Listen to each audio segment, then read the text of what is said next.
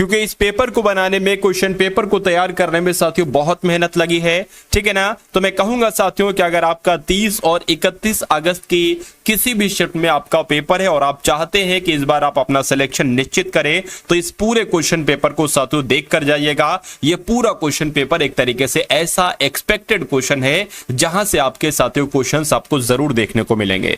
तो सब कुछ देखेंगे, हिंदी भी देखेंगे, जीके जीएस भी देखेंगे, रीजनिंग भी देखेंगे और मैथ भी देखेंगे। तो बिल्कुल साथियों बैठ जाइए, एक तरीके से बैठकर इन सभी विषयों का निचोड़ अगर आप ले लेते हैं तो मेरा मानना है कि सिलेक्शन आपका साथियों निश्चित हो जाएगा। पहला सवाल है आपकी स्क्रीन पर, मुझे बताइए कि राइट आंसर क्या होगा। देखिए बनियाई शब्द में प्रत्यय आपसे पूछा जा रहा है, तो बनियाई शब्द में प्रत्यय क्या हो जाएगा, आई हो जाएगा। उसके बाद देखिए नेक्स्ट नंबर का सवाल है आपकी स्क्रीन पर, मुझे बताइए कि विद्वान का स्त्रीलिंग क्या होता है, मुझे बताइए। देखिए अगर यहां पर अगर हम बात करें कि विद्वान का क्या हो जाएगा, तो विदुषी जिनका जिनका उत्तर है मैं कहूंगा बिल्कुल सही है। अगला सवाल देखिए साथियों आपकी स्क्रीन पर है कि कपिल आम खाता है, इस वाक्य में कौन सी क्रिया है। देखिए खाता है, क्या खाता है, तो आम खाता है, तो यहां पर आपकी सकर्मक क्रिया हो जाएगी और यही आपका बिल्कुल सही जवाब हो जाएगा। मैं आप चला जाऊंगा, देखिए अब यहां पर अगर बात करें ना, मैं खुद चला जाऊंगा ये भी हो सकता है, मैं स्वयं चला जाऊंगा साथियों ये भी हो सकता है। मैंने आपको बताया था कि अगर ऐसे शब्द कहीं पर भी आते हैं और वहां पर आपसे सर्वनाम पूछा जाता है तो वहां पर आपका हमेशा निजवाचक सर्वनाम होता है। तो जिनका आंसर यहां पर डी है मैं कहूंगा बिल्कुल करेक्ट है। अगला सवाल देखिए आपसे पूछा जा रहा है साथियों, क्या पूछा जा रहा है कि नौकर गांव तक गया, वाक्य में रेखांकित शब्द की अगर बात करें तो क्या, यानी कि तक आपसे पूछा जा रहा है कि ये संकेतवाचक शब्द है, नहीं ये भी नहीं साथियों, ये भी नहीं साथियों। मैं कह सकता हूं देखिए यहां पर अगर बात करें ना, देखिए अगर बात करें साथियों तक की क्या है, तो यहां पर एक संबंध बताया जा रहा है तक शब्द के द्वारा कि नौकर गांव तक गया, तो ये आपका साथियों संबंध सूचक शब्द हो जाएगा और यही आपका बिल्कुल सही जवाब हो जाएगा। आध्यात्मिक विशेषण किस मूल शब्द से बना है, अधर्म से बना है, तो मैं कहूंगा नहीं। धार्मिक से बना है, नहीं साथियों। अध्यात्म से बना है, किससे बना है, अध्यात्म से बना है, इसलिए राइट आंसर अगर आपका है ऑप्शन नंबर सी के साथ, तो मैं कहूंगा बिल्कुल करेक्ट है। परिमाणवाचक क्रिया विशेषण की दृष्टि से अशुद्ध वाक्य का चयन कीजिए। तो यहां पर अगर बात करें साथियों बहुत ध्यान से देखिए, तुम्हें क्या जल्दी लगी है, मुझे थोड़े से चावल दो, देखिए थोड़े से यहां पर बिल्कुल सही आया है। अपने शरारती लड़के का कुछ करो सही आया है।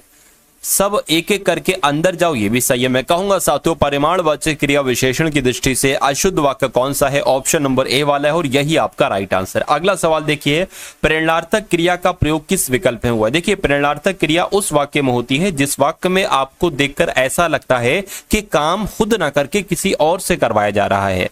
तो इन चारों वाक्यों को पढ़ो और ये बताओ कि किस वाक्य को पढ़कर आपको ऐसा लग रहा है कि काम खुद न करके किसी और से करवाया जा रहा है। भारत ने लड़ाई लड़ी, तो ये भारत ने खुद लड़ाई लड़ी साथियों, बिल्कुल इसमें प्रेरणार्थक क्रिया नहीं होगी। मारे चिंता के वहां मारा जाता है, ठीक है, इसमें भी नहीं होगी। रवि पुस्तक पढ़ता है, नहीं होगी, ये खुद काम कर रहा है। शीला मीना से चाय बनवाती है, यानी कि यहां पर खुद शीला काम नहीं कर रही है, मीना से चाय बनवाई जा रही है। तो मैं कह सकता हूं कि इस वाक्य में आपकी कौन सी क्रिया होगी, प्रेरणार्थक क्रिया होगी। उसके बाद देखिए नेक्स्ट नंबर का सवाल है कि नील का टीका, इसका मतलब क्या होता है, मुझे बता दीजिए। तो इसका मतलब साथियों क्या होता है कि कलंक लगाना या कलंकित करना एक तरीके से कहा जाता है। आंसर आपका डी के साथ। गाल बजाने का मतलब क्या होता है, मुझे बताइए। तो गाल बजाने का मतलब क्या होता है साथियों, बहुत अधिक बोलना, इसको ही क्या कहा जाता है, गाल बजाना कहा जाता है। उसके बाद देखिए ईश्वर में विश्वास रखने वाले को साथियों क्या कहा जाता है, मुझे बताइए। साथियों अगर बात करते हैं, देखिए एग्जाम से पहले पहले अगर आप इस वीडियो को वॉच कर रहे हैं तो मैं कह सकता हूं कि मैं दो तरह की पीडीएफ आपको दे रहा हूं। एक 2018 से लेकर 2024 तक का पेपर आपको दे रहा हूं। जितने भी यूपी पुलिस कांस्टेबल के पेपर हुए इनका हल सहित आपको पीडीएफ दूंगा। उसके अलावा अगर बात करते हैं साथियों 10 मॉडल पेपर भी मैं आपको दे रहा हूं, इसके साथ ही 2 अलग अलग पीडीएफ होंगी 10 मॉडल पेपर के, ठीक है ना। 10 मॉडल पेपर और ये वाली पीडीएफ, 2 पीडीएफ साथियों सिर्फ आपको 45 रुपए में दी जा रही हैं, ठीक है ना। 45 रुपए की अगर बात करें, ये पीडीएफ आप कैसे ले सकते हैं, तो डिस्क्रिप्शन में एक लिंक है व्हाट्सएप पर पीडीएफ प्राप्त करने का। उस लिंक पर जब आप क्लिक करते हैं तो आपको एक क्यूआर कोड दिया जाता है। उस क्यूआर कोड पर 45 का पेमेंट करके आप इस पीडीएफ को प्राप्त कर सकते हैं और अपने एग्जाम को क्रैक कर सकते हैं। तो एग्जाम से पहले पहले अगर सरसरी निगाहों से आप देखकर चले जाते हैं तो आपका 65 से 70% पेपर साथियों इन्हीं 2 पीडीएफ से साथियों बहुत आराम से आपको दिख जाएगा, ठीक है ना। चलिए, तो ईश्वर में विश्वास जो रखता है उसको आस्तिक कहा जाता है। आंसर जिनका ए है मैं कहूंगा बिल्कुल करेक्ट है। जिसका तेज निकल गया है, उसको साथियों क्या कहा जाता है, आपसे यहां पर पूछा जा रहा है, तो उसको निस्तेज कहा जाएगा। आंसर आपका जाएगा ए के साथ, सॉरी डी के साथ। दिए गए विकल्पों में से नायक शब्द में कौन सी संधि है, बताइए। नायक शब्द की अगर बात करें, आप लोग भी ध्यान रखेंगे, देखिए नायक का आपसे संधि विच्छेद भी पूछा जा सकता है। अगर इसका संधि विच्छेद आपसे पूछ लिया जाए तो इसका संधि विच्छेद क्या हो जाएगा साथियों, नए धन अक हो जाएगा। लेकिन आपसे अगर पूछा जाए कि इसमें कौन सी संधि होगी, तो इसमें अयादी संधि होगी। उसके बाद देखिए कपीश का साथियों अगर बात करते हैं, इसका संधि क्या होगा मुझे बताइए। तो कपीश की अगर संधि विच्छेद पूछा जाए तो आपको ऐसे बताना है, लेकिन कपी धन ईश का संधि पूछा जाए तो आपको कपीश बताना है। उसके बाद देखिए अगला सवाल है कि अकाल पीड़ित का समासिक विग्रह क्या होगा। देखिए इसको हम कह सकते हैं अकाल से पीड़ित, कह सकते हैं ना। तो अकाल से पीड़ित कहां पर लिखा हुआ है, या ऑप्शन नंबर बी में लिखा हुआ, और यही आपका राइट आंसर है। टोपी शब्द का साथियों बहुवचन क्या होगा मुझे बताइए। देखिए टोपी शब्द की अगर बात करते हैं तो टोपी का तो टोपियां हो जाएगा, क्या हो जाएगा, टोपियां हो जाएगा, और जिनका आंसर डी बिल्कुल करेक्ट है। उसके बाद देखिए कौन सा शब्द हमेशा एक वचन में इस्तेमाल किया जाता है, बताइए। अगर जनता शब्द की हम बात करते हैं तो मैं कह सकता हूं इसका इस्तेमाल हमेशा एक वचन में ही किया जाता है। उसके बाद देखिए कि इनमें से सातों शुद्ध वाक्य का चयन कीजिए। आपसे पूछा जा रहा है कि 4 वाक्य आपके सामने, शुद्ध वाक्य कौन सा है। बेटी बेटा से पूछा, गलत है। बेटो ये भी गलत हो जाएगा, बेटो बेटा से पूछा। बेटे ने बेटी से पूछा, ये सही लग रहा है साथियों।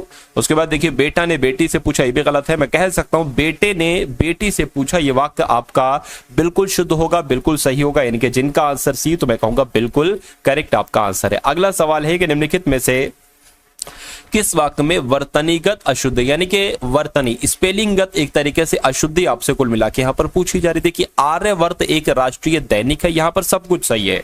यहां अंतर विश्वविद्यालय प्रतियोगिता होगी, यहां पर प्रतियोगिता सही नहीं लिखा हुआ है साथियों। वह मेरा इकलौता बेटा, ये भी सही है। उसने मोतियों का एक हार खरीदा, ये भी सही है। प्रतियोगिता की अगर बात करते हैं साथियों, तो प्रतियोगिता आपका इस प्रकार से लिखा जाता है। तो कुल मिला के यहाँ पर ता में बड़ी की मात्रा लगी है, जो कि गलत है। गलत है तो यही आपका राइट आंसर है। उसके बाद देखिए अमृत का पर्यायवाची इसमें से कौन सा नहीं है साथियों, देखिए और मुझे बताइए कि आपका राइट आंसर क्या होगा। साथियों अगर आपने अभी तक इस वीडियो को लाइक नहीं किया है तो मैं कहूंगा तुरंत साथियों वीडियो को लाइक कर दीजिए, और अगर चैनल पर साथियों नए हैं तो चैनल को तुरंत सब्सक्राइब करके बेल आइकन पर जरूर क्लिक कर लीजिए, क्योंकि आपके सिलेक्शन में टारगेट सिलेक्शन की एक बहुत बड़ी अहम भूमिका होगी। आप लोग देख रहे हैं साथियों, इस चैनल के माध्यम से हजारों हजार लोग साथियों फायदा उठा रहे हैं। मैं कह सकता हूं जितना मैंने पढ़ाया था पिछले कुछ दिनों में, पेपर आपका वहीं से आ रहा है। कहने को पढ़ा तो मैं यूपी पुलिस कांस्टेबल का लास्ट 6 मंथ से, बल्कि 7 से 8 महीनों से पढ़ा रहा हूं साथियों।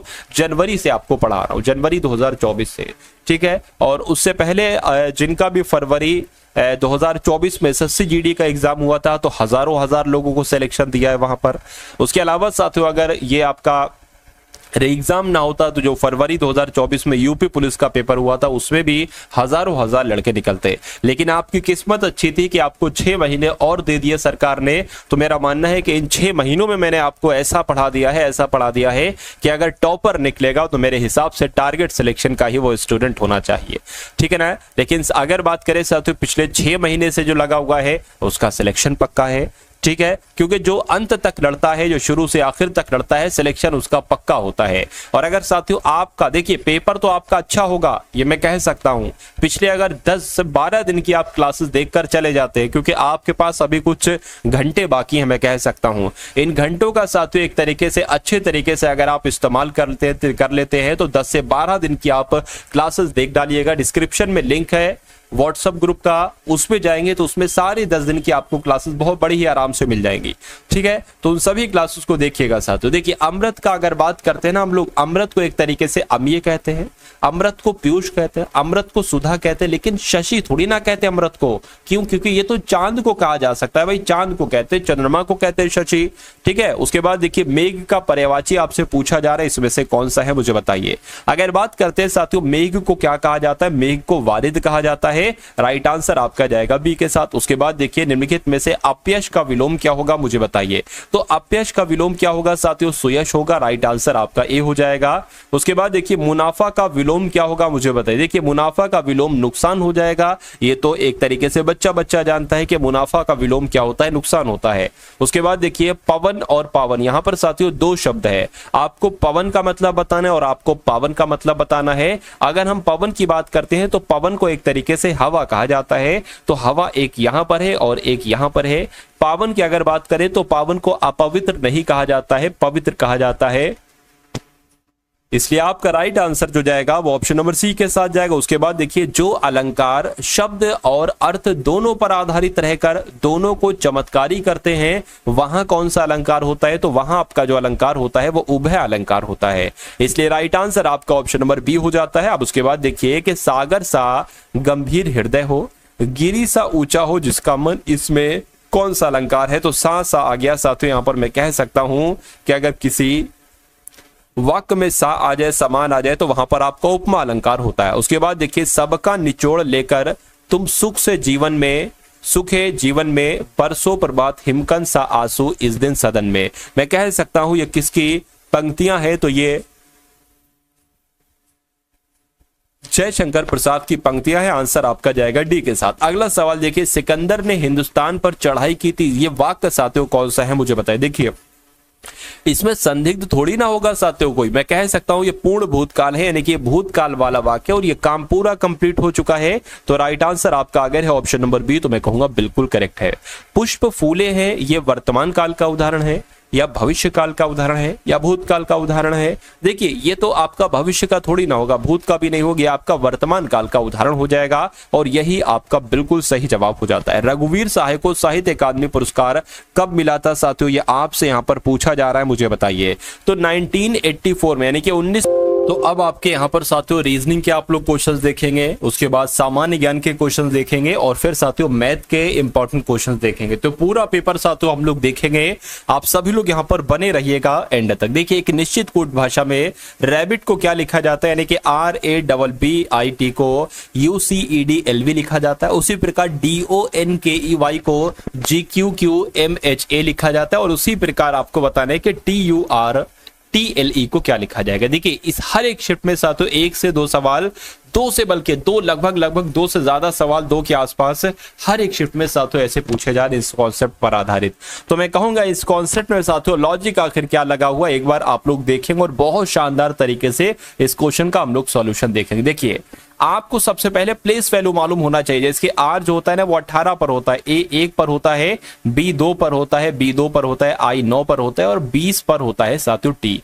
इसकी अगर बात करते हैं साथियों यू आपका 21 पर होता है, सी 3 पर होता है, ई 5 पर होता है, डी 4 पर होता है, एल 12 पर होता है, वी आपका 22 पर होता है। अब ध्यान से देखिएगा साथियों ये 18 से 21 हुआ है यानी कि यहां पर 3 बड़ा है, ये 1 से कितना हुआ है 3 हुआ है यानी कि साथियों यहां पर 2 बड़ा है, इस 2 से साथियों क्या हुआ है यहां पर 5 हुआ है यानी कि 3 बड़ा है और साथियों ये 9 से कितना हो गया है 12 हो गया, 1 सेकेंड, ये 2 से कितना हुआ है 4 हुआ है यानी कि 2 बड़ा है। तो मैं कह सकता हूं कि 3 2 3 2 3 2 ऐसे करके बढ़ रहा है और यही लॉजिक यहां पर लगा है साथियों। सबसे पहले 3 बढ़ाया गया, ठीक है ना, डी से जी हुआ 3 बढ़ाया गया, ओ से क्यू हुआ 2 बढ़ाया गया, तो इसमें भी यही लॉजिक लगेगा। अब अगर बात करें देखिए डायरेक्ट हम लोग साथियों यहां पर देखते जाएंगे, टी 20 पर होता है, 20 में 3 बढ़ाएंगे 23 आ जाएगा, 23 पर आता है डब्ल्यू।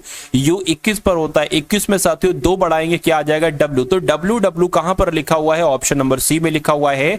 आर होता है 18 पर, 18 में साथियों 3 बढ़ाएंगे 21 आएगा, 21 पर आता है यू, ये यहां पर लिखा हुआ है। तो ऐसे 3 2 3 2 आपको बढ़ाना है, आंसर आपको मिल चुका है। उसके बाद देखिए साथियों HC5, उसके बाद FF8, उसके बाद DI11, उसके बाद BL14, आपको बताने कि यहां पर साथियों क्या क्या आ जाएगा बताइए। देखिए ये होता है आपका 8 पर, ये होता है 6 पर, ये होता है 4 पर, ये होता है 2 पर, यानी कि 8 से 6 हुआ, 6 से 4 हुआ, ठीक है, और 4 से 2 हुआ तो मैं कह सकता हूं 2 से जब यहां पर 2 घटाएंगे तो यहां पर 26 आ जाएगा। 26 का मतलब Z। अरे भाई सबसे पहले B है फिर A है और उससे पहले Z ही तो होता है, तो 2 घटाएंगे Z आ जाएगा। तो यहां पर मैं कह सकता हूं साथियों Z है, और Z सिर्फ और सिर्फ किस ऑप्शन में, ऑप्शन नंबर A में है। इसको टिक करना है साथियों, आगे आपको बढ़ जाना है। अब यहां पर देख लीजिए कंफर्म करने के लिए आंसर कि 5 से 8 हुआ है 3 बढ़ाएंगे, 8 से 11 हुआ 3 बढ़ाएंगे, 11 से 14 हुआ 3 बढ़ाएंगे, 14 में 3 बढ़ाएंगे 17 आएगा, तो 17 भी यहां पर लिखा हुआ है। उसके बाद देखिए अगला सवाल है, इसको मैं थोड़ा सा आपके लिए साथियों जूम कर देता हूं, 1 सेकंड रुकिए। देखिए और इस सवाल को देखिए साथियों और मुझे बताइए कि यहां पर आपका जवाब क्या हो सकता है कि आप एक कंसल्टेंसी में आईटी विशेषज्ञ हैं, लेकिन आपको सौंपा गया काम मानव संसाधन से संबंधित है, यानी कि आपको विशेषज्ञता किसी दूसरे काम में है लेकिन आपको दिया कोई दूसरा काम दिया जा रहा है। यह एक ऐसा क्षेत्र है जिसमें आपको सीमित ज्ञान है, यानी कि आपको लिमिटेड नॉलेज है, बहुत अधिक नॉलेज नहीं है। तो आप उस कंडीशन में अगर फंस जाते हैं तो आप क्या करेंगे, आप सीमित कार्यों को करेंगे और इसे बॉस को भेज देंगे जो आपसे नहीं होगा, ऐसा करोगे नहीं। सहकर्मी से मदद लेंगे, आप सीखने के बाद कार्य को समाप्त करेंगे और वरिष्ठ को सूचित करेंगे कि आपने कार्य को समाप्त करने के लिए एक साथी कार्यकर्ता की मदद ली है, या आप प्रदत्त कार्य के समय, ठीक है ना, प्रदत्त कार्य के समय आप बॉस को प्रासंगिक अनुभव ना होने के बारे में सूचित करेंगे। बिल्कुल, जब आप बॉस काम आपको दे रहे होंगे आप तभी बता देंगे कि मेरे पास इसका अनुभव नहीं है या बहुत अधिक अनुभव नहीं है, ये आप बता दोगे ना, ठीक है ना। तो मैं कह सकता हूं, क्योंकि ऐसा थोड़ी ना, पहले आप उस काम को सीखेंगे तो जो आपको समय भी दिया गया होगा कुछ, भाई इतने समय में आपको ये काम कंप्लीट करना है, फिर तो भाई बहुत टाइम हो जाएगा अगर आप उस काम को सीखने बैठ जाएंगे। तो मैं कहूंगा कि इस क्वेश्चन का सबसे सही जवाब ऑप्शन नंबर सी वाला लग रहा है। वरिष्ठ को लिखित रूप में सूचित करेंगे कि यह कार्य आपके किस, तो लिखित रूप में थोड़ी ना दोगे, भाई बोल दोगे खाली बस। यहां पर अगर बात करें दवा का संबंध, यानी कि दवा का संबंध जैसे औषधालय से है तो उसी प्रकार बंदूकों का संबंध किससे होगा। देखिए यहां पर अगर बात करें दवा को कहां पर रखा जाता है तो औषधालय में रखा जाता है, उसी प्रकार बंदूकों को कहां पर रखा जाता है, क्या संग्रहालय में रखा जाता है, नहीं, या युद्ध में रखा जाता है, नहीं, तहखाने में भी नहीं रखा जाता है, साथियों शस्त्रशाला में रखा जाता है। तो कुल मिला के आपका राइट आंसर जो जाएगा वो ऑप्शन नंबर डी के साथ जाएगा। अगले नंबर का सवाल देखिए आपकी स्क्रीन पर है, यह क्वेश्चन बहुत एक तरीके से इंपॉर्टेंट है आपके एग्जाम के लिए। इसको देख लीजिए कि निम्नलिखित में से कौन सा गुण, क्या इनमें से कौन सा गुण पुलिस अधिकारी के लिए हानिकारक हो सकता है। तो एक ऐसा कौन सा गुण है साथियों जो पुलिस अधिकारी के लिए हानिकारक हो सकता है, क्या ईमानदार, वफादार और साहसी होना और कानून तोड़ने वालों के प्रति सख्त होना, ये क्या पुलिस वाले के पास जो गुण होता है ये हानिकारक होगा। तो मैं कहूंगा नहीं। मजबूत, और ये तो गुण होना चाहिए पुलिस वाले के पास, मजबूत और बहादुर बनने के लिए और एक पुलिसकर्मी के रूप में अपने कर्तव्य के लिए अपनी जान जोखिम में डालने के लिए तैयार होना, तो ये भी गुण होना चाहिए। आत्मविश्वासी और बुद्धिमान होना चाहिए, बिल्कुल, लेकिन कभी कभी स्थिति की मांग होने पर कानूनों के प्रति ऐसा नहीं, भाई कानूनों के प्रति उदार नहीं चलेगा। तो मैं कह सकता हूं कि ये वाला गुण ना ही हो तो बेहतर होगा। मैं कह सकता हूं यह आपका बिल्कुल सही जवाब है। उसके बाद देखिए नेक्स्ट नंबर का सवाल है साथियों आपकी स्क्रीन पर, देखिए और मुझे बताइए आपका राइट आंसर यहां पर क्या हो सकता है। देखिए क्वेश्चन बहुत शानदार है। यहां पर अगर बात करते हैं साथियों कि MOL यानी कि मोल नुक सुड को क्या लिखा जाता है कि डॉग आर बार्किंग लिखा जा सकता है। नुक जो सुड को क्या लिखा जा सकता है, डॉग्स आर फास्ट लिखा जा सकता है। नुक टॉम को क्या लिखा जा सकता है, डंकीज आर मैड लिखा जा सकता है। तो इस कूट भाषा में बार्किंग के लिए क्या साथियों, बार्किंग के लिए कूट का उपयोग क्या होगा, ये आपसे यहां पर कुल मिला के पूछा जा रहा है। यानी कि बार्किंग, अब आप देखिए कहां कहां पर लिखा हुआ है आपका बार्किंग। एक तो बार्किंग आपका साथियों यहां पर लिखा हुआ है और कहीं पर साथियों बार्किंग लिखा हुआ है, देखिए जरा एक second, dog are fast, donkey are man नहीं लिखा हुआ और कहीं। तो अब एक काम करिए, बार्किंग का कोड जो होगा ना, या तो मोल हो सकता है, या तो नक हो सकता है, या तो सट हो सकता है। तो आप एक काम करिए कि डॉग आर का कोड निकाल लीजिए, क्या डॉग का कोड निकाल लीजिए और आर का कोड निकाल लीजिए, जो बचेगा वो आपका बार्किंग का कोड होगा। अच्छा अब देखिए डॉग आर यहां पर भी आ रहा है और डॉग आर यहां पर भी आ रहा है, यानी कि डॉग आर का कोड इसमें भी होगा और साथ ही इसमें भी होगा। तो देखिए क्या क्या सेम है, एक तो नक सेड सेम है और सड सेम है, यानी कि नक और सड, क्या साथियों नक और सड ये जो हो गए ना, ये डॉग और आर में से किसी ना किसी के कोड होंगे। तो यानी कि मैं कह सकता हूं कि सड भी आंसर नहीं हो सकता, नक भी नहीं हो सकता, बचेगा मोल। तो मैं कह सकता हूं कि मोल जो होगा वो बार्क का कोड हो जाएगा, बार्किंग का कोड हो जाएगा। तो मोल कहां पर लिखा हुआ है? ऑप्शन नंबर बी में लिखा हुआ है। तो यही आपका बिल्कुल सही जवाब है। उसके बाद देखिए नेक्स्ट नंबर का सवाल है साथियों आपके स्क्रीन पर। इस क्वेश्चन को देखिए और मुझे बताइए राइट आंसर आपका क्या होगा। इस सवाल की अगर बात करें कि PDV है, उसके बाद साथियों OBS है, उसके बाद NZP है। आपको बताने कि यहां पर कौन से 3 लेटर आ सकते हैं और उसके बाद LVJ ही आना चाहिए। देखिए यहां पर अगर बात करें साथियों, ये P से क्या हुआ है? ये P से O हुआ है। आप देखेंगे कि इसमें एक कम हुआ है। आप यहां पर अगर बात करें O से N हुआ है, यानी कि एक घटाया गया है। तो मैं कह सकता हूं कि इन में अगर एक घटाएंगे तो मैं कह सकता हूं साथियों यहां पर M आ जाएगा। और M किस जगह पर है साथियों? एक, अच्छा 3 ऑप्शन में कोई बात नहीं। ये D से B हुआ है, एक घटाया गया है, ठीक है ना। ये अब देखिए, अब अच्छा 2 घटाया गया, D से B हुआ है 2 घटाया गया, और B में जब 2 घटाएंगे तो Z आ जाएगा, A और फिर Z। तो यहां पर भी 2 घटाएंगे। तो यहां पर अगर साथियों 2 घटाएंगे तो आपका साथियों यहां पर क्या आ जाना चाहिए? आपका X आ जाना चाहिए। MX लिखा हुआ है यहां पर और यहां पर लिखा हुआ है। अब इसको देख लीजिए, V से S हुआ है साथियों 3 घटाया गया है, ठीक है ना। और S से साथियों P हुआ है 3 घटाया गया है। अब P में जब साथियों 3 घटाएंगे तो यहां पर M आ जाएगा, यानी कि MX। M कहां पर लिखा हुआ है? ऑप्शन नंबर A में लिखा हुआ है। तो ये क्या होगा? यही आपका साथियों बिल्कुल करेक्ट आंसर हो जाता है भाई। बहुत बढ़िया, वेरी गुड क्लास। चलिए साथियों अब उसके बाद देखिए नेक्स्ट नंबर का सवाल है। इस क्वेश्चन को देखिए और मुझे बताइए कि आपका यहां पर जो सही जवाब है वो किस ऑप्शन के साथ जा सकता है। साथियों जिन लोगों ने भी इस वीडियो को अभी तक लाइक नहीं किया तो मैं आप सभी लोगों से रिक्वेस्ट करूंगा कि आप इस वीडियो को साथियों एक बार लाइक कर दीजिए। और जो भी आपके मित्र लोग हैं, जो भी यूपी पुलिस कांस्टेबल की तैयारी कर रहे हैं या जिनका भी पेपर नहीं हुआ है, तो उन सभी लोगों तक साथियों इस वीडियो को आप लोग जरूर पहुंचा दीजिए। चलिए अब अगर बात करते हैं साथियों इस सवाल की, इसमें क्या है? देखिए XPCF से WOBE बना दिया गया है। उसी प्रकार LRVE से VA से KQUZ बना दिया गया। तो आपसे पूछा जा रहा है कि BMWG से क्या बनाया जा सकता है, मुझे बताइए। अब यहां पर देखिए साथियों, ये है X और ये है W। ये होता है 24 पर, ये होता है 23 पर, यानी कि 1 घटाया गया है। ये होता है 16 पर, ये होता है 15 पर, यानी कि P से 1 घटाया गया है। C से B हुआ है, यानी कि 1 घटाया गया। F से E हुआ है, यानी कि 1 घटाया गया है।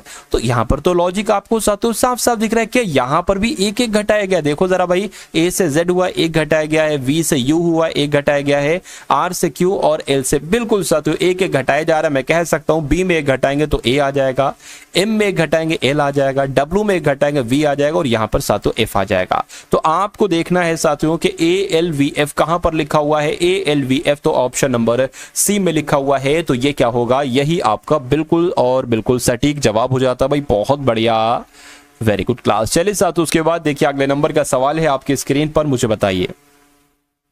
चलिए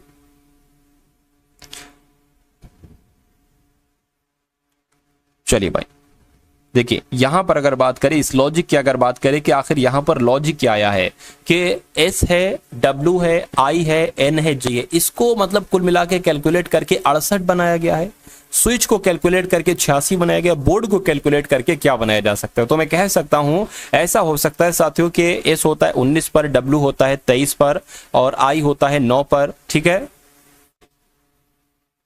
और उसी प्रकार साथियों N होता है आपका 14 पर और G होता है आपका 7 पर। यानी कि इनको टोटल जोड़ा गया है। क्या 68 आएगा साथियों? देखिए 9 3 12 हो जाएगा, 12 क्या हो जाएगा? 22 21 हो जाएगा, या आपका 25 हो जाएगा और 25 7 32 हो जाएगा, ठीक है। ये आपका कितना हो जाएगा? 6 7, यानी कि 77 हो रहा है साथियों। ये तो 77 हो रहा है, ठीक है। चलिए तो अभी तो मामला नहीं बनेगा। अगर मान लीजिए 77 में से हम 4 घटा देते हैं तो आपका जो है ना वो 68 आ जाएगा। चलिए कोई बात नहीं। अब ऐसे ही इसको जोड़ लो जरा।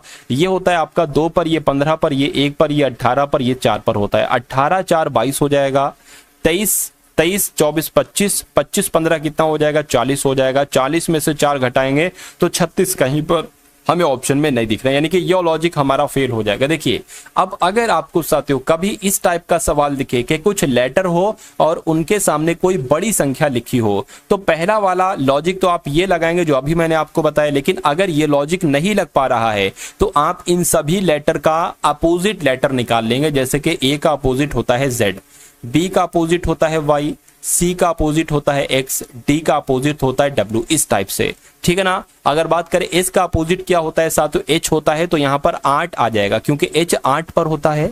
अब प्लस लगाएंगे। डब्ल्यू का अपोजिट मैंने अभी आपको बताया साथियों डी होता है और डी 4 पर होता है। अब इनको जोड़ेंगे। आई का अपोजिट साथियों क्या होता है, आर होता है, जो कि साथियों 18 पर आता है। एन का अपोजिट एम होता है, जो कि 13 पर आता है। और जी का अपोजिट टी होता है, जो कि 20 पर आता है। अब इनको साथियों जोड़ लो, क्या दिक्कत है। देखिए 8 4 12 हो जाएगा, ठीक है ना। 12 18 13 और 20 कितना हो जाएगा, ये आपका 10 13 13 का 3 आ जाएगा और ये आपका 4 5 6 यानी कि 63 आ जाएगा। और ये कितना है, 68 है।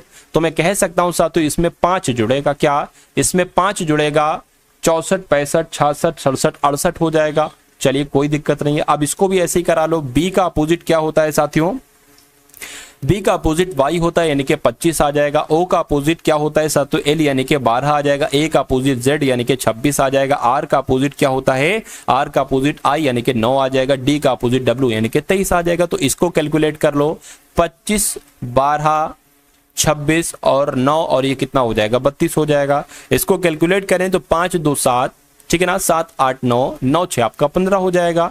ठीक है, 4 5 6 7 8 9 यानी कि 95 आ जाएगा। तो मैं कह सकता हूं कि अब इसमें से भी 5 हमको बढ़ाना है। तो जब 5 बढ़ाएंगे ना साथियों तो कितना आ जाएगा, तो 100 आ जाएगा। और 100 कहां पर लिखा हुआ है, ऑप्शन नंबर ए में लिखा हुआ है। देखिए यहां पर आपका जो है ना वो 63 आ रहा था ऊपर को स्विंग में, स्विंग वाले में।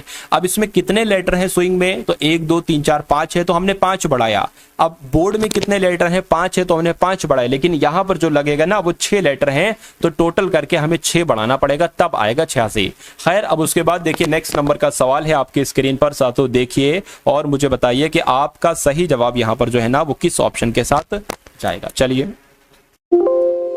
34 है, 34 के बाद 46 है, 46 के बाद साथियों 64 है, उसके बाद 88 और उसके बाद कौन सा नंबर आएगा, और उसके बाद 154 ही आना चाहिए।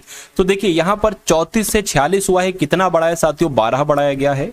46 से 64 हुआ है, लगभग साथियों कितना बढ़ाया गया है, 18 बढ़ाया गया। 64 से 88 हुआ है, कितना बढ़ाया गया है, 4 और 2 यानी कि 24 बढ़ाया गया। तो अब आपको बताना है कि यहां पर क्या बढ़ाया जाएगा। देखिए इसमें कितना बढ़ाया गया, 12 में 6 बढ़ाया गया, 18 हुआ है।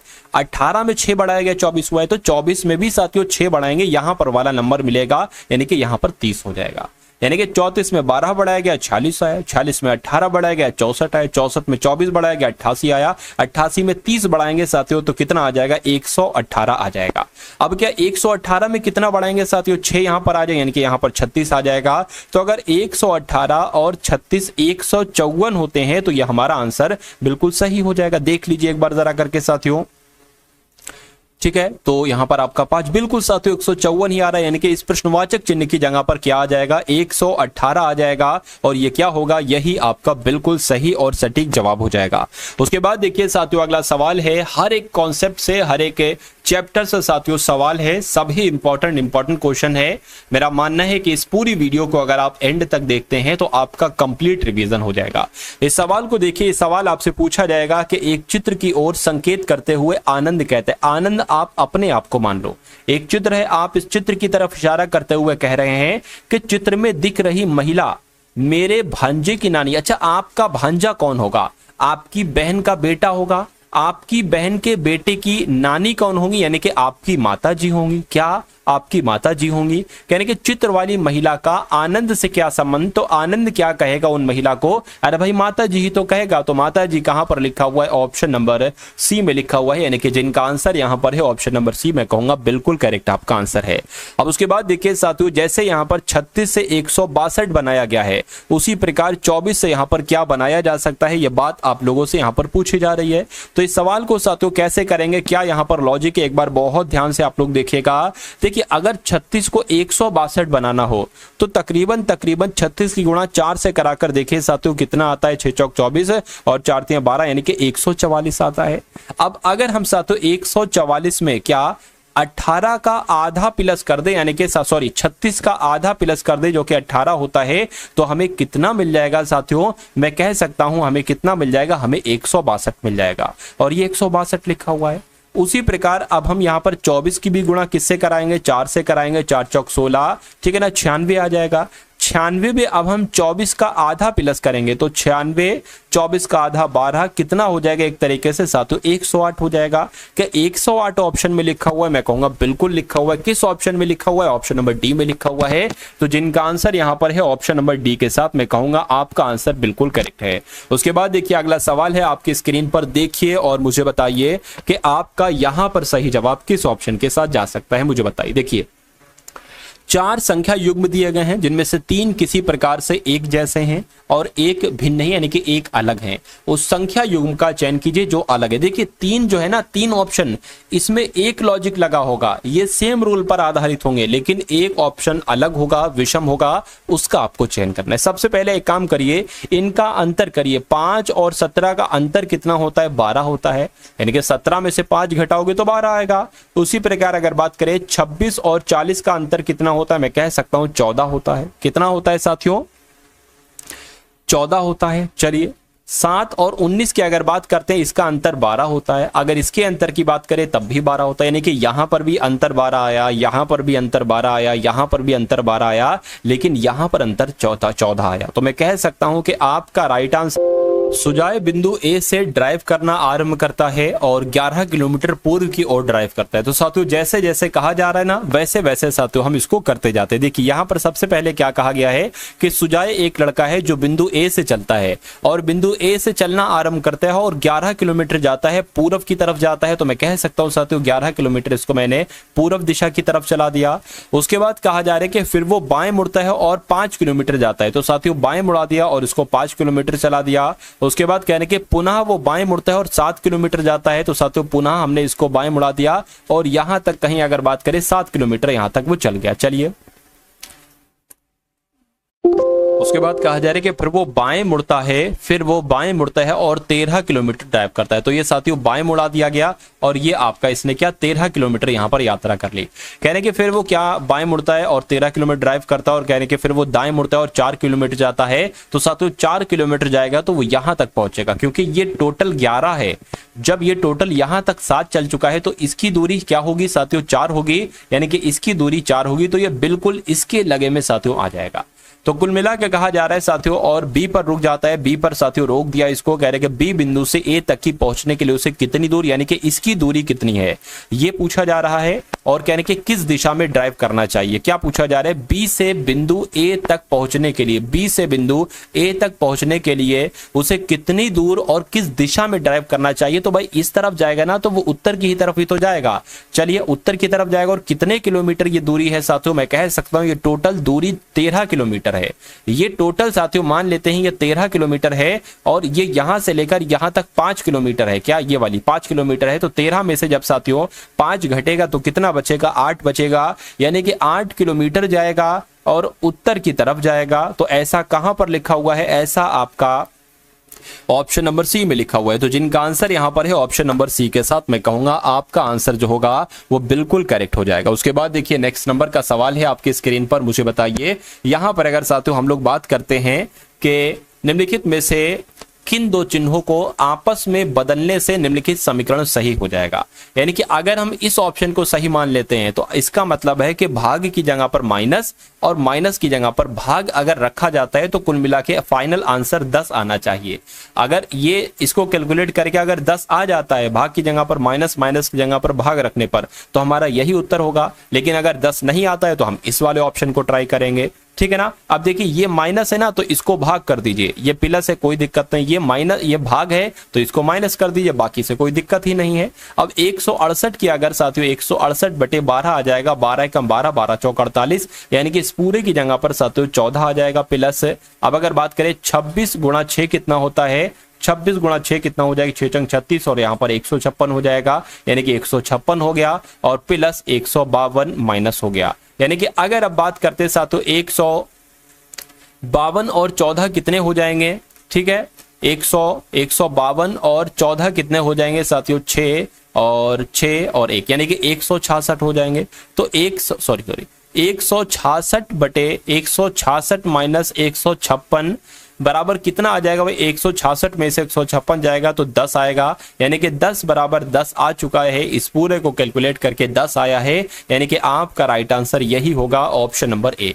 उसके बाद देखिए अगले नंबर का सवाल है साथियों, तो अब आपके सामने सामान्य ज्ञान के क्वेश्चंस आ चुके हैं। ये सभी के सभी वो क्वेश्चंस है साथियों कि इसमें से कई सारे क्वेश्चंस आप अपने रियल एग्जाम में देखेंगे, जो आपका एग्जाम होने वाला है, बाकी की शिफ्टें बची है। तो इन सभी प्रश्नों को देखिएगा, अपने जहन में स्टोर कीजिएगा और अपने एग्जाम को साथियों क्रैक कीजिएगा। देखिए मुद्रास्फीति की गणना के लिए निम्नलिखित में से किसका व्यापक रूप से उपयोग किया जाता है, तो मैं कह सकता हूं उपभोक्ता मूल्य सूचकांक का व्यापक रूप से उपयोग किया जाता है। उसके बाद देखिए रबर किस प्रकार की वनस्पति से संबंधित है, तो रबर की अगर बात करते हैं साथियों उष्ण कटिबंधनीय सदाबहार से संबंधित है, आंसर आपका जाएगा बी के साथ।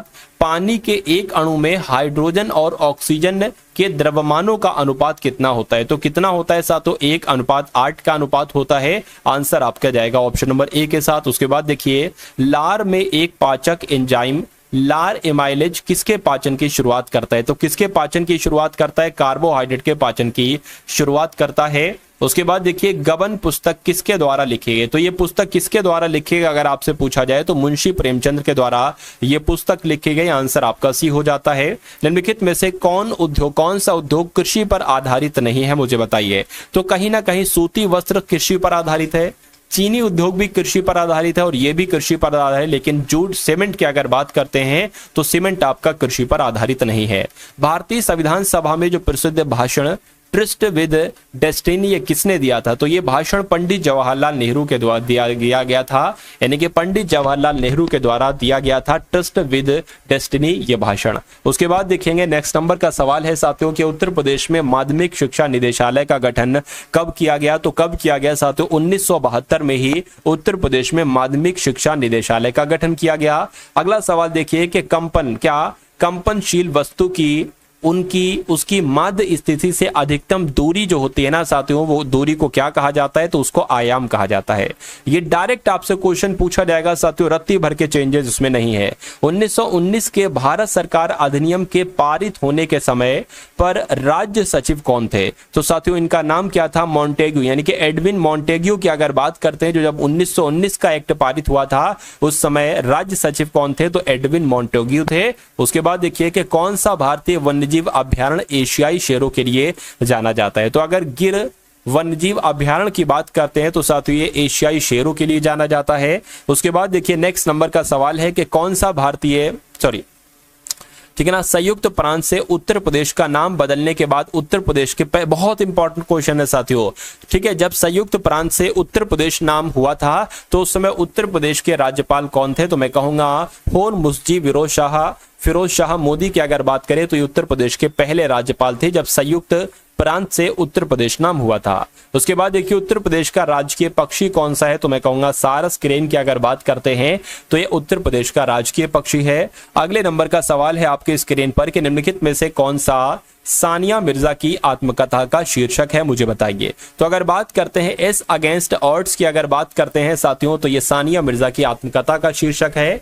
अगले नंबर का सवाल देखिए आपसे पूछा जा रहा है कि महाकुंभ मेले की तिथि खगोलीय रूप से सूर्य, चंद्रमा और किसकी स्थिति का अध्ययन करने के बाद निर्धारित की जाती है, तो मैं कह सकता हूं कि महाकुंभ मेले की तिथि खगोलीय रूप से सूर्य, चंद्रमा और बृहस्पति की स्थिति का अध्ययन करने के बाद निर्धारित की जाती है, आंसर आपका जाएगा ऑप्शन नंबर सी के साथ। नेक्स्ट नंबर का सवाल है आपकी स्क्रीन पर, आपसे पूछा यह जा रहा है कि गुप्त साम्राज्य में प्रांतीय सूबेदारों के लिए निम्नलिखित में से कौन सी पदवी का प्रयोग किया जाता था, तो उपरिक्त पदवी का प्रयोग किया जाता था। अगला सवाल देखिए कि गयासुद्दीन बलबन ने निम्नलिखित में से किस काल में भारत में शासन किया था, तो इसका जो कार्यकाल था वो 1266 से लेकर 1287 तक चला था गयासुद्दीन बलबन का। अगले नंबर का सवाल है कि आंवला में कौन सा विटामिन पाया जाता है, तो आंवले की अगर बात करते हैं साथियों आंवला में तो विटामिन सी पाया जाता है, आंसर आपका जाएगा ऑप्शन नंबर सी के साथ।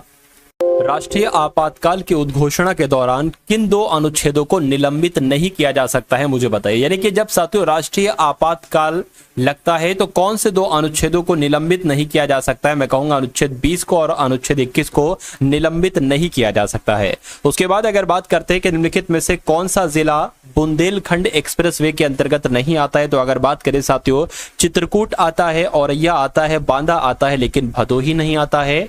अगला सवाल देखिए कि गोंचा महोत्सव, इसको लोकप्रिय रूप से रथ महोत्सव की कहा जाता है। बिल्कुल सही, यानी कि गोंचा महोत्सव को रथ महोत्सव भी कहा जाता है। क्यों? क्योंकि ये ऐसे समय में मनाया जाता है जब हिंदू रामनवमी मनाते हैं या जब हिंदू रथ यात्रा मनाते हैं। तो बिल्कुल सही साथियों, जब हिंदू रथ यात्रा बनाते हैं, या आप लोग ध्यान रखेंगे, आपका बिल्कुल सही जवाब हो जाएगा। उसके बाद देखिए अगला सवाल है कि राष्ट्रीय सड़क सुरक्षा सप्ताह 2024 के विषय क्या है, मुझे बताइए। तो इसका विषय क्या है साथियों? सड़क सुरक्षा नायक बने, ये इसका विषय है, ये आप लोग ध्यान रखें। उसके बाद देखिए नेक्स्ट नंबर का सवाल है कि निम्नलिखित में से किस अधिनियम को शारदा अधिनियम कहा जाता है, बताइए। तो अगर बात करते हैं साथियों शारदा अधिनियम किसको कहा जाता है, तो बाल विवाह प्रतिषेध प्रतिबंध अधिनियम 1929 को क्या कहा जाता है? शारदा अधिनियम कहा जाता है। आंसर आपका जो जाएगा वो ऑप्शन नंबर बी के साथ जाएगा। उसके बाद देखिए अगला सवाल है कि इनमें से किस जलप्रपात को भारत का नायाग्रा जलप्रपात कहा जाता है, साथियों बताइए।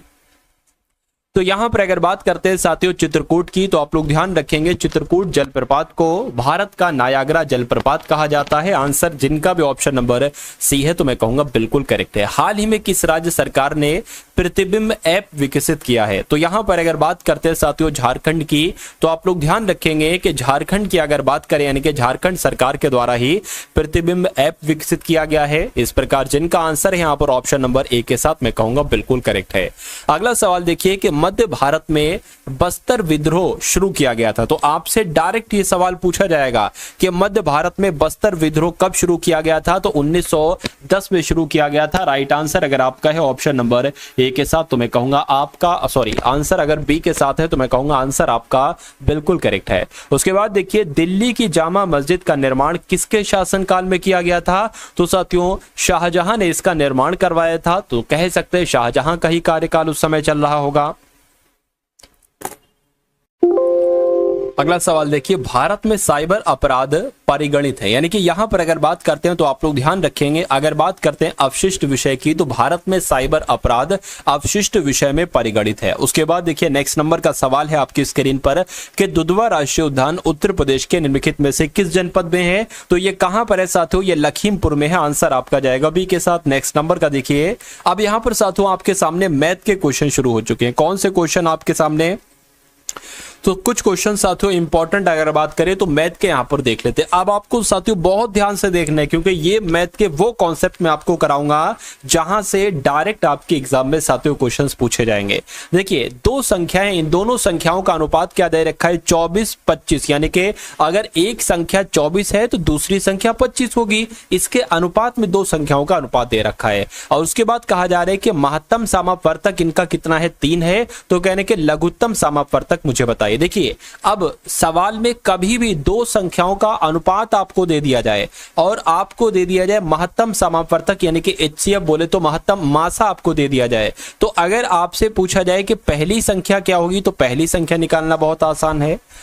दूसरी संख्या अगर आपसे पूछा जाए तो दूसरी संख्या निकालना भी बहुत आसान है। मैं आपको बता देता हूं। देखिए जो पहला अनुपात है उस पहले अनुपात की गुणा मासा से कराइए, ये निकल आएगी आपकी साथियों पहली संख्या। 24 तिया कितने हो जाएंगे? 72 हो जाएंगे। और दूसरी संख्या कैसे निकलेगी? 75 की गुणा साथियों 75 की गुणा एक तरीके से 3 से कराओ, कितने हो जाएंगे? 75 तिया कितने हो जाएंगे आपके? 25 है यहाँ पर। क्या है साथियों? 25 है। 25 तिया कितने हो जाएंगे? 75 हो जाएंगे। यानी कि 25 गुणा 3 कितने हो जाएंगे? मैं कहूंगा 75। यानी कि अब आपको पहली संख्या भी मालूम पड़ गई, दूसरी संख्या भी मालूम पड़ गई, लघुत्तम समापवर्तक आपको बताना। आपने ये सूत्र जरूर पढ़ा होगा, पहली संख्या गुणा दूसरी संख्या बराबर लासा गुणा मासा। यानी कि मासा आपको पता है 3 है। अब देखिए पहली संख्या 72 हो जाएगी गुणा दूसरी संख्या 75 हो जाएगी, ठीक है ना। अब गुणा लासा और मासा आएगा। मासा कितना है? 3 और लासा आपको ज्ञात करना है। ला ठीक है ना, लघुत्तम समवर्तक ये आपका आ गया। तो मैं कह सकता हूं 3 एकम 3, 3 दूना 6, 3 पंजे 15, यानी कि अब लासा आपके सामने साथियों क्या आ चुका है, लासा आपके सामने आ चुका है 72 गुणा 25। तो अब आपको साथियों 72 की गुणा 25 से आप करवा दीजिए, आंसर आपके सामने आ जाएगा। तो 5 दून आपका 10 आ जाएगा, 7 पंजे 35, एक आपका 36 हो जाएगा, 4 और यहाँ पर साथियों 14 आ जाएगा, 0 10 और यहाँ पर 8 और 1, यानी कि अगर बात करें लासा कितना निकला साथियों 1800 निकला। कि 1800 कहीं ऑप्शन में है, बिल्कुल है साथियों, ऑप्शन नंबर डी में है, और यही आपका क्या होगा, यही आपका बिल्कुल करेक्ट आंसर हो जाएगा भाई। बहुत बढ़िया, वेरी गुड क्लास। अब उसके बाद देखिए नेक्स्ट नंबर का सवाल है आपके स्क्रीन पर कि एक गोदाम में 104 बोरों का औसत वजन 130.5 किलोग्राम है और शेष मतलब 104 बोरे तो हैं, उसके अलावा 30 बोरे और हैं। इन 30 बोरों का औसत वजन कितना है, औसत भार कितना है, 75 किलोग्राम है। तो कहने के गोदाम में सभी बोरों का अगर औसत किलोग्राम देखें तो कितना निकलेगा। देखिए यहां पर कहा गया है कि 104 बोरों का 104 बोरों का जो वजन बताया गया है वो कितना बताया गया है, 130.5 बताया गया है। अगर मैं आपसे पूछूं कि 104 बोरों का कुल मिला के वजन कितना होगा, तो ये आप कैसे ज्ञात करेंगे, कुछ नहीं करना है कि 104 की गुणा 130.5 से आप कर देंगे, इतना आपका निकल जाएगा। ठीक है, तो मैं यहां पर साथियों करा लेता हूं बहुत तेजी के साथ। 104 की गुणा किससे कराना है, 130 गुणा 5 से कराना है, तो 13,572 निकला। 13,572 की अगर बात करें, ये 104 बोरों का कुल मिला के वजन है। उसके बाद कहा जा रहा है कि 36 बोरों का औसत वजन कितना है, तो 36 बोरों का औसत वजन साथियों कितना है, 75 किलोग्राम है। तो अगर मैं आपसे पूछूं कि 36 बोरों का कुल मिला के वजन कितना होगा, तो 75 की गुणा साथियों 36 से करा लो, 75 की गुणा मैंने 36 से कराई तो 2700 आया, यानी कि 2700 यहां पर आ जाएगा। अब ये है 36 बोरों का कुल वजन, ये है 104 बोरों का कुल वजन, और कहा जा रहा है कि गोदाम में जितने भी बोरे हैं 104 प्लस 36, ये 104 प्लस 36 साथियों कितने हो जाएंगे, देखिए जरा 140 हो जाए। यानी कि आपसे कहा जा रहा है कि इन 140 बोरों का औसत वजन ज्ञात कीजिए। तो साथियों जब 140 बोरे यहाँ हैं तो मैं कहूंगा साथियों यहाँ ये वाला वजन दोनों जोड़ लीजिए और यहाँ पर रख दीजिए। तो अगर इनको जोड़े ना साथियों, इनको जोड़े 13,572 और 2700, इनको अगर साथियों जोड़े तो कितना आएगा, 2 7 12 का 2 और आपका 6, यानी कि 16,272 आ गया। 16,272 इसको साथियों आपको क्या कर देना है, इसको एक तरीके से आपको कट कर देना है। तो इसको साथियों कट कर लेते हैं हम, देखते हैं। ठीक है, इसको हटा देते हैं क्योंकि हमें थोड़ी सी यहाँ पर जगह की जरूरत पड़ेगी। देखिए यहाँ पर अगर बात करें 2 से कट करें तो यहाँ पर 70 आ जाएगा, और यहाँ पर क्या आ जाएगा, 2 8 16, 2 एकम 2 और 2 3 आपका 6, 2 छंग 12 आ जाएगा। इसको अगर कट करें तो 35 आ जाएगा, और यहाँ पर क्या आ जाएगा, 2 चौक 8, 0 2 छंग 12 और 2 8 16 आ जाएगा। इसको अगर किससे कट करें, ऐसे एक काम करो अब साथियों, यहाँ पर आप एक तरीके से यहाँ पर भाग करा लो, क्या 35 और यहाँ पर क्या आ जाएगा, 40 68 आ जाएगा। अब देखिए क्या करेंगे साथियों, देखिए 35 से कम 35 ये आपका आ गया, क्या बचा, 5 बचा, ये आपका 6 आ गया। 35 से कम 35, फिर से 35 से कम 35 आ जाएगा, क्या बचेगा, थोड़ी सी जगह की दिक्कत पड़ गई भाई यहाँ पर, चलिए कोई दिक्कत नहीं। अब यहाँ पर क्या बचेगा, 6 में से बच जाएगा 1 बचेगा, और यहाँ पर क्या बचेगा, 2 बचेगा। अब साथियों देखिए ये 8 है ना, ये 8 यहाँ पर रख लो। अब अगर बात करते हैं साथियों 35 की गुणा ऐसे कराओ कि 218 के आसपास आ जाए, यानी कि 35 छंग कितने होते हैं, तो मैं कहूंगा 210 होते हैं। 35 छंग कितने हो जाएंगे, 210 हो जाएंगे। कितना बचेगा, 8 बचेगा। पॉइंट लगाएंगे साथियों, 0 लगा लेंगे। 35 दूना कितना हो जाएगा साथियों, 70 हो जाएगा। अब 10 बचेगा, पॉइंट लगाएंगे 100 हो जाएगा। 35 से तिया कितने हो जाएंगे, 105। 35 दूना कितने हो जाएंगे, यानी कि 116.22 कहां पर लिखा हुआ है, 116.22 तो नहीं, 223 लिखा हुआ है। तो ये आपका साथियों बिल्कुल सही जवाब हो जाएगा, ठीक है ना।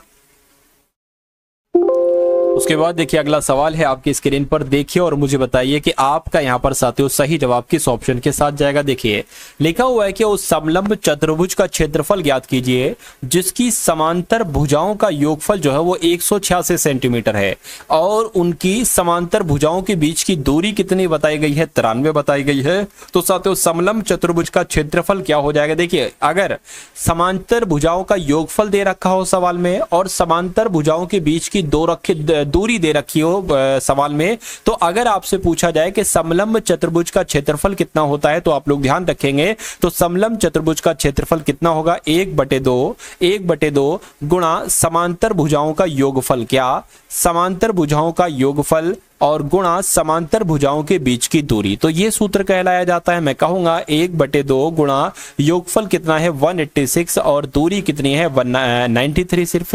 तो इसको अगर कट करेंगे ये साथियों 9693 आ जाएगा और फिर 93 गुणा 93 आपको करा देना है, यानी कि 93 की गुणा अगर 93 से कराएं तो क्या आता है 3 3 9 और यहाँ पर 27 आ जाएगा, यहाँ पर 27 आ जाएगा आपका 9 81 82 आपका 83 आ जाएगा, मैं कहूँगा 9 और 14 और यहाँ पर 6 और यानी कि 8649 क्या कहीं पर लिखा हुआ है, मैं कहूँगा बिल्कुल लिखा हुआ है, ऑप्शन नंबर डी में लिखा हुआ और ये क्या है, यही आपका बिल्कुल सही जवाब है भाई, बहुत बढ़िया, वेरी गुड क्लास। अगला सवाल देखिए साथियों आपके स्क्रीन पर है, आपसे पूछा जा रहा है साथियों कि जादू की वर्तमान आयु का मधु की आयु से अनुपात कितना है, 4:5 है, यानी कि जादू की आयु अगर 4 है तो मधु की आयु 5 है। इसको ऐसे भी कह सकते हैं जादू की आयु अगर 40 वर्ष है तो मधु की आयु 50 वर्ष है। तो मैं कह सकता हूं साथियों 2 लोग यहां पर हैं, एक तो जादू है और एक मधु है।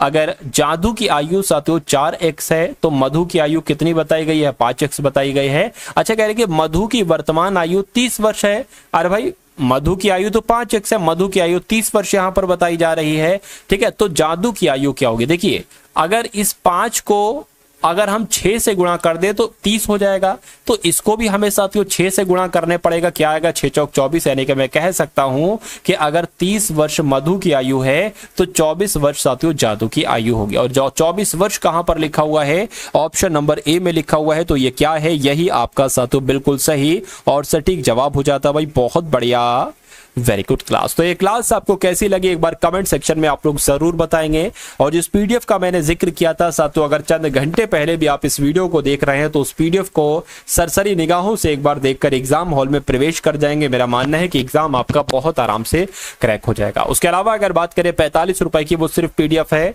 2018 से 2024 तक के सभी पेपर है यूपी पुलिस कांस्टेबल के और 10 प्रैक्टिस पेपर आपको दिए जा रहे हैं, ठीक है ना। अगर बात करें साथियों डिस्क्रिप्शन में लिंक है व्हाट्सएप पर पीडीएफ प्राप्त करने का, उस लिंक पर जैसे आप क्लिक करेंगे तो आप हमारे व्हाट्सएप पर आ जाएंगे। वहां पर आपको एक क्यूआर कोड दिया जाएगा, क्यूआर कोड पर आप 45 का पेमेंट करके स्क्रीनशॉट भेजेंगे तो आपको साथियों पीडीएफ भेज दी जाएगी। तो इस वीडियो को लाइक कीजिएगा, वीडियो को शेयर कीजिएगा। अगर आपने पिछले 10 दिन की वीडियोस नहीं देखी है तो मैं कहूंगा अपनी शिफ्ट में जाने से पहले पहले कैसे ना कैसे करके पिछले 10 दिन की सभी वीडियोस को देख डालिएगा। कैसे आप देख सकते हैं साथियों वीडियोस, डिस्क्रिप्शन में एक लिंक है व्हाट्सएप ग्रुप का, उसको ज्वाइन करेंगे तो उसमें साथियों मैंने सारी क्लासेस जो है ना वो डाल रखी है, वहां पर आप लोग जाके निःशुल्क उन वीडियोस को साथियों देख सकते हैं। तो मिलते हैं हम सभी लोग आने वाली वीडियो में। जय हिंद साथियों।